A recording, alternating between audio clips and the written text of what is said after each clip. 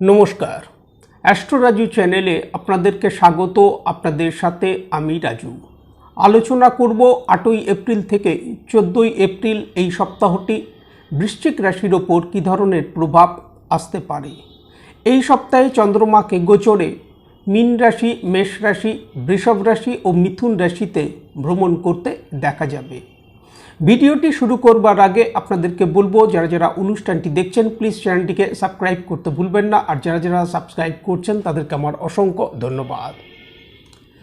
সপ্তাহের শুরুতেই চন্দ্রমাকে গোচরে আপনাদের রাশির পঞ্চম ভাবে অর্থাৎ মীন রাশিতে অবস্থান করতে দেখা যাচ্ছে।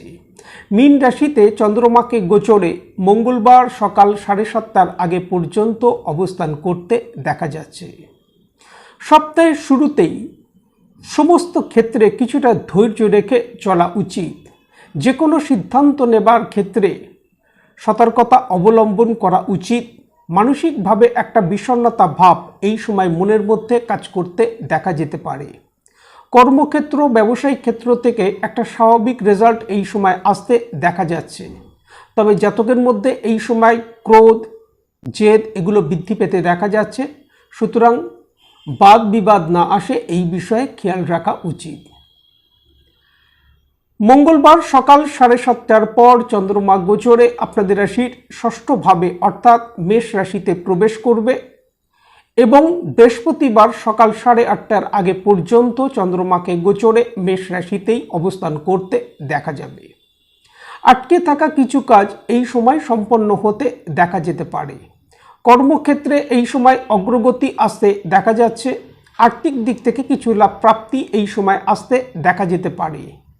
তবে পারিবারিক মহল অশান্তপূর্ণ না হয় এই বিষয়ে খেয়াল রাখা উচিত। প্রপার্টি ক্রয়ের ক্ষেত্রে অনুকূল যোগ তৈরি হতে দেখা যাচ্ছে। বৃহস্পতিবার সকাল 8:30টার পর চন্দ্রমা গোচরে আপনাদের রাশির সপ্তম ভাবে বৃষভ রাশিতে প্রবেশ করবে এবং শনিবার দুপুর 12:30টার আগে পর্যন্ত চন্দ্রমাকে গোচরে বৃষভ রাশিতেই অবস্থান করতে দেখা যাবে। চন্দ্রমা গোচরে এখানে উচ্চস্থ হবে, মঙ্গল দ্বারাও দৃষ্ট থাকবে।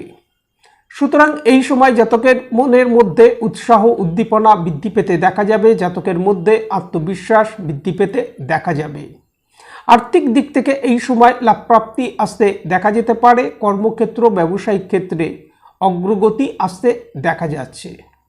শনিবার দুপুর 12:30টার পর চন্দ্রমা গোচরে আপনাদের রাশির অষ্টম ভাবে অর্থাৎ মিথুন রাশিতে প্রবেশ করবে এবং সপ্তাহের শেষ চন্দ্রমাকে গোচরে মিথুন রাশিতেই অবস্থান করতে দেখা যাবে। অষ্টম ভাবে মিথুন রাশিতে চন্দ্রমার এই গোচর হবার কারণে এই সময় জাতকের নিজের স্বাস্থ্যের সাথে সাথে পরিবারের সদস্যদের স্বাস্থ্যের প্রতি খেয়াল রাখা উচিত। মানসিক স্থিতির প্রতি এই সময় খেয়াল রাখা উচিত। কর্মক্ষেত্রে বাদ বিবাদ না আসে এই বিষয়ে খেয়াল রাখা উচিত। আর্থিক দিক থেকে এই সময় কিছু লাভপ্রাপ্তি আসতে দেখা যেতে পারে। ব্যবসায়িক ক্ষেত্র থেকে এই সময় লাভপ্রাপ্তি আসতে দেখা যাচ্ছে। তবে এই সময় কারোর ওপর নির্ভর করে কোনো সিদ্ধান্ত নেওয়া উচিত নয়। যে কোনো সিদ্ধান্ত নেবার ক্ষেত্রে সতর্কতা অবলম্বন করা উচিত। পেপার সংক্রান্ত বিষয়ে সতর্কতা অবলম্বন করা উচিত। ডকুমেন্ট সাইনের ক্ষেত্রে সাবধানতা অবলম্বন করা উচিত। যে কোনো ধরনের বাদ বিবাদ থেকে নিজেদেরকে দূরে রাখা উচিত। দাম্পত্য জীবন, প্রেম প্রণয়ের ক্ষেত্রে এই সময় কিছুটা অ্যাডজাস্ট করে চলা উচিত। বিদ্যার্থীদের বিদ্যাক্ষেত্রে পরিশ্রম বৃদ্ধি করা উচিত। শরীর স্বাস্থ্যের ক্ষেত্রে পেটের সমস্যা, ইএনটি রিলেটেড সমস্যা, চক্ষু সংক্রান্ত সমস্যার প্রকোপ এই সময় কিছুটা বৃদ্ধি পেতে দেখা যেতে পারে। এই সময় প্রত্যহ যদি হনুমান চালিসা পাঠ করা যায় তা থেকে যথেষ্ট লাভ প্রাপ্তির সম্ভাবনা। আজ এই পর্যন্ত। নমস্কার।